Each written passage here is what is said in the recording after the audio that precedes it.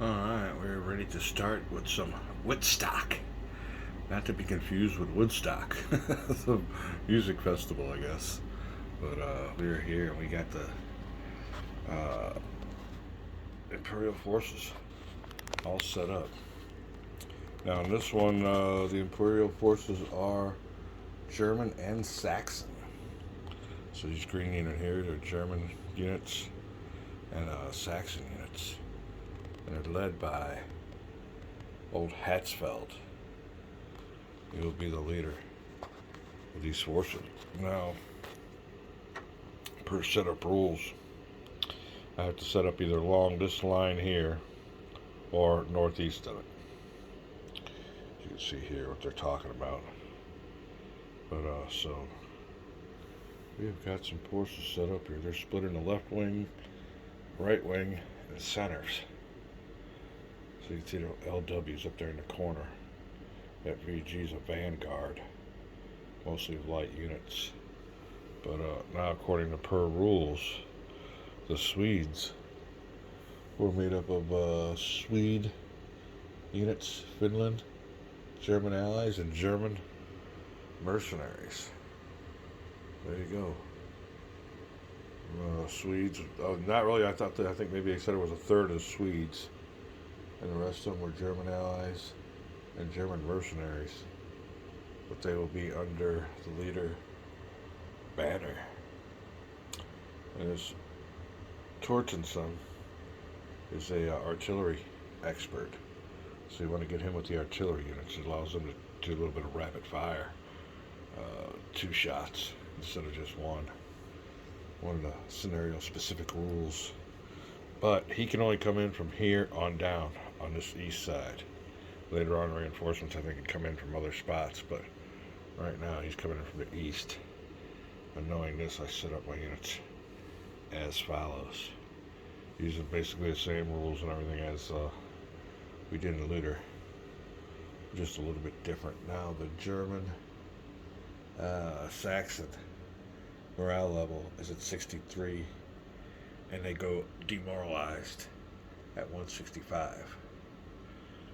Swedes, on the other hand, their morale level's at 104, and they get demoralized at 209. Why they don't start at 0? And well, who knows? Maybe they know what's going on. They just act the game. But anyway, here we are. You can see here it's mostly cavalry, and not really that strong a cavalry. Let me see here. He's got himself an 8 rated, 7. We got your obligatory leaders. I think there are only maybe 1 or 2. We got cavalry on the wings here. And supposedly, I think he's set up with these trenches that were a combination of trenches and turned over wagons, from what I hear. But yeah, and it's another thing is it didn't restrict placement of cavalry in the trenches. I didn't know if the cavalry can go in the trenches, but we do have some cavalry in the trenches waiting for them. Coming up the hill, supposedly a real bear too, for die roll modifiers. So I think that's what happened when this guy come on in here. They wanted to go around the flanks. We'll see how it turns out. I did look at some of the historicals. I know a little bit about it, but then I stopped because I really didn't want to want to know what they did historically. I like to do my own, figure it out. All right, here we got our morale levels. We will have to roll for weather. Luther started down here, worked our way up. This scenario starts here, works our way down this way. Got the die there all ready to roll. But there's a couple special rules. Cavalry can do the charge. That's what that 8 means. But they can only charge at disrupted units. So it's mostly like destroy them on their down forces. Usually what you use cavalry for, I guess. But then they have a pursuit too, where they might just go nuts when they're just going after stragglers. They pursue them a little bit too far, maybe. All right, we have a what's called a banner signal.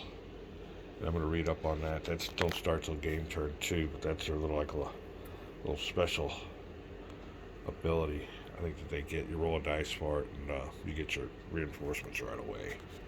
You don't have to wait for them or something like that. We will look for the specific rule on that one. But here we are. We got it all set to go. Units set to demoralize, we'll put there when they're eliminated. MVP units only, as we did with the last game. Looking forward to this one. Getting into some Wittstock. And also seen when I looked on YouTube, I always look on YouTube for information about the battle and everything like that. But there's a pike and shot game, and it uses a system that I've already got. I got one of their games that's a Oriental type game. But this one you want to look on, if you go on Steam or another platform, at least on the Steam platform, look under Pike and Shot campaigns. And the system is all right. The only thing I had problems with it when I use it for I don't know what the title is that I use it for, but it's Japanese samurais. And is the graphics are kind of basic. You know, you don't really see the units. You see it looks like just a bunch of they're cavalry even. You really can't even tell it's cavalry. You can see maybe a horse symbol here or there. And then when they fight, and their fighting's pretty good, and it tells you what the casualties are if your units retreat. But I just think the animation and the graphics could be better on that Japanese version. I've seen it on the Pike and Shot version. It looks really good. For some reason, the squares, what do they call them? Tercios or whatever, with the spears coming up in the middle, looks really good. And I don't know if they drop down when they attack, but the graphics look really good for that game. So I'm definitely going to be getting that one. I think it's only $10, $9 or something like that. So I'll definitely be getting me a Pike and Shot game here coming on up. But we're going to get ready to start with the moves here. Just thought I'd drop you in and show you what's going on. We're going to do this really slow. Don't want to mess nothing up. Now in this game, again, the zones of control don't go across this river. This river here is really swollen. There's no crossing this river except on the, what do you call it? Bridge crossing. So there's only one there, I think, too. Yeah, one bridge to cross the whole thing. So yeah, when I get over here, they're gonna go through there. But what else was I thinking about? Oh, there is something about I think in our looter game we did not double if you're on a bridge. I think when we attacked at normal. Even behind a river on a bridge, you're still doubled. So we're gonna be going through here and doing things very slowly, meticulously. But we're getting ready to start now. Like I said, he comes in from here on down. I'll look and see, and he's just there. I'll bring him in, look at the situation. But the Imperials are locked, and they can't do no more. Now I did look at the rules to see, because I actually I had the setup different. But then when I seen that this guy couldn't come in all the way over here, I did a little bit more different kind of setup. But there you go. Waiting for the big frontal assault, and the Swedes decided otherwise. It's coming on the sides. We'll see how I want to do it. We'll be back. All right, rolling for weather on the first turn. You know what? Let's just even look. And there we go. First turn, no weather roll. So we will be skipping the weather roll and fog determination phase. We're going to the first player turn, which in this case will be the Swedes. Rally phase, we will skip. Artillery bombardment phase, we will skip. And we will go to the movement phase. Alright. Friendly units, we capture artillery. Alright, let's just move them on in. Find out how old Banner wants to do this. Looking at the map, and we'll be right back. Alright, I do believe I'm going to lock that in, and this is going to be the after. We will not be attacking along this line here. We learned our lesson, and that's just it. I mean, we might have had an attack here, but it would have been a 1-to-1, and those 1-to-1 odds attacks are no good. So I'm moving these guys up. I do believe they're out of range of the artillery. The artillery is ineffective after 3 or 4 hexes. 1, 2, 3, 4, 5, 6. It's almost impossible. 7, so we're good to go here. Out of range of the artillery.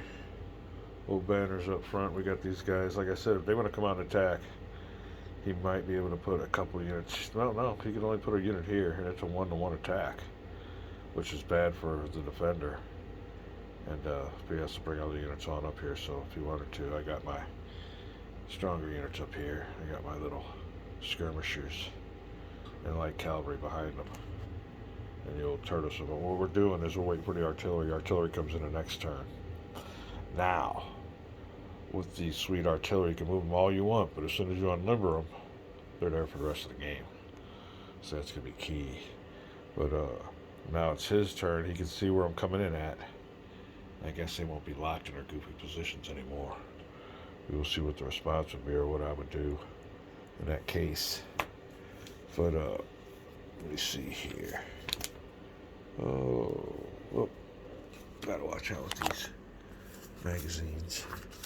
I'm sure we go to the combat phase, which is none.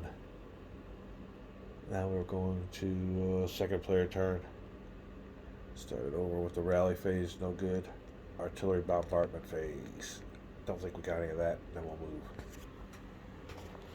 I'll be right back. Alright then, for the Imperials. Now the artillery can shoot unlimited. So we're going to take a pock shot. My artillery's up here on the hill. We will definitely be taking a pock shot. That's our battery A, battery B, battery C. That's all we got. I think our 3 artillery units. Who is Wahlberg here with? Alright, just making sure. But now another thing is line of sight. I don't know if I'll give this battery here. I guess maybe it could. We'll see, but this battery here will definitely be firing over the heads of these guys, so the line of sight will be fine. We pick out who I might want to take a pock shot at. We'll be right back. Alright, I guess we'll be shooting an old banner. Welcome to the front. Welcome to my artillery. I see here if he's got a line of sight, it's from hilltop to hilltop. So he's coming on over here. Well, banner would be on a slope, so that might not work out there. I will say no, because that's a slope that's still going up. Slope goes down, up, top of the hill, flat. Huh. Alright, we'll take a shot at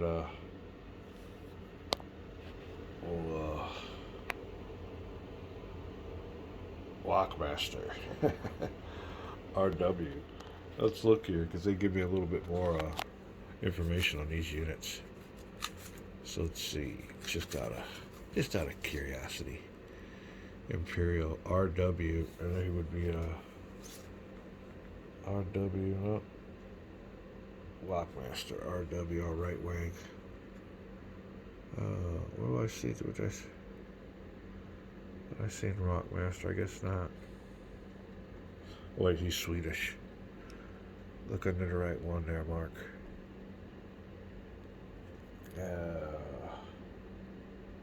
Lockmaster. Well, I don't see nothing there bottom.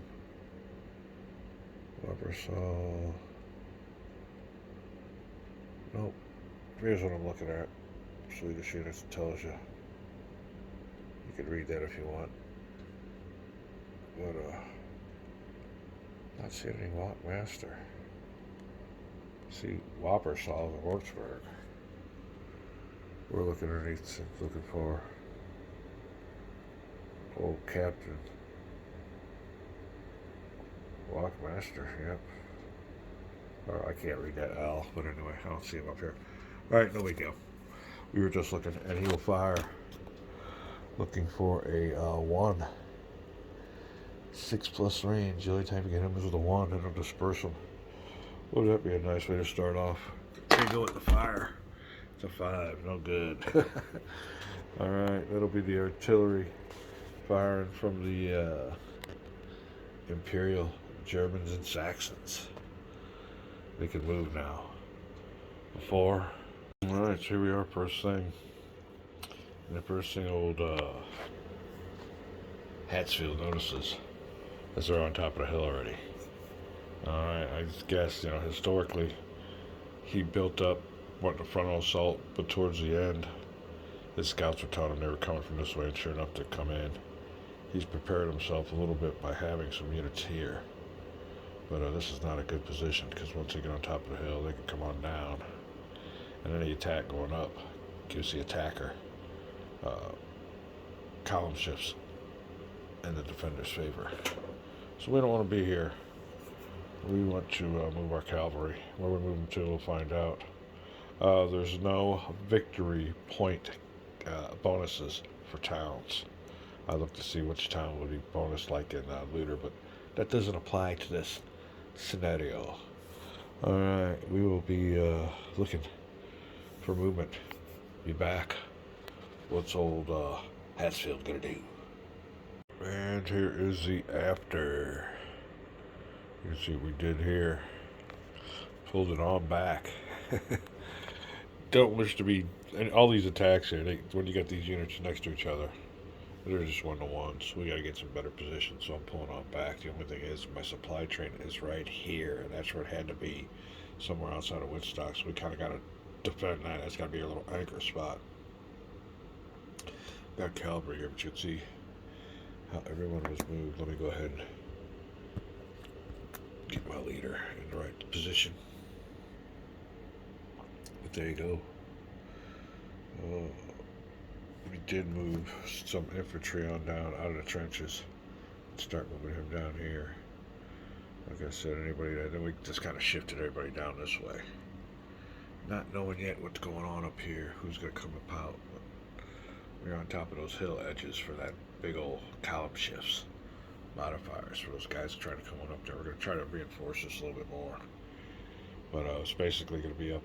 We're going to be up against here. No use in really getting across that river because you can't attack. So it's the only spots right here we almost kind of want to hold. But if he comes in and goes across there, ain't really going to do nothing. You can't move across there anyway. So we'll see how they want to respond. But that will be it. And there will be no combats. So we'll be moving a marker. What was I going to also give a little show to here with our combatants? And lo and behold, old Hatsfeld moving his forces on back. And he's taking up a position with some cavalry on the other side of Wittstock. There's old Hatsfeld there. And there's our man, Hatsfeld, right there.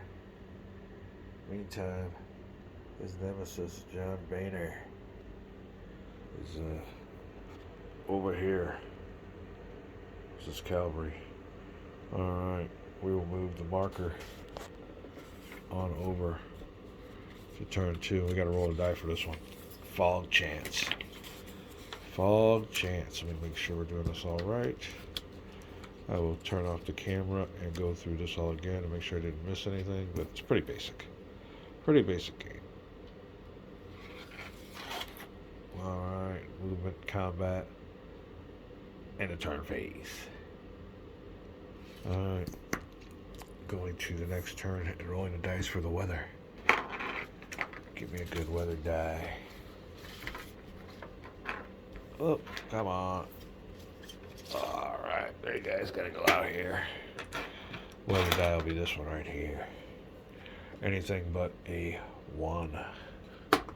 Oh, switch for the weather die. Alright, anything but a 1. We got a 6. Alright. Turn 2 is clear. We're getting on up here. We gotta get some units destroyed. And leaders are important to capture, kill artillery pieces, but mostly leaders. And just you want to add up some of these numbers on the left there. You want to destroy them and demoralize the army. That's the movement. We're gonna be back, bringing out some reinforcement for the Swedes. Be right back. All right, first turn analysis, and like I said, you see we brought our units on in here. I'll look and see what the restrictions are for the next set of reinforcements, but I'm pretty sure it's a bunch of artillery, and he outguns the Imperials. So somehow we want to get these guns on these edges here, pound them, get some disruptive results, then come in for the kill. Right here on the Imperial side, I'm not too happy about these people sticking out. And that's the thing with this pike and shot. You always want a buddy next to you. You don't want to be caught out, like right here, to where they can get 1, 2 units to attack you.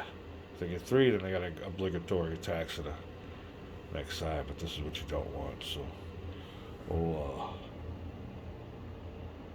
D Cavalry LW. Maybe we can look on that list, find out who that was. But yeah, he is in a bad position. And there's old Hatfield. And curiously enough, he is what's his namesake. They're trying to hold on to that supply train because that'll be points. So this here will definitely be a contested area. Move on up. This is what we got. Looking around. We're back with the reinforcements. Here comes the Swedes. We got back.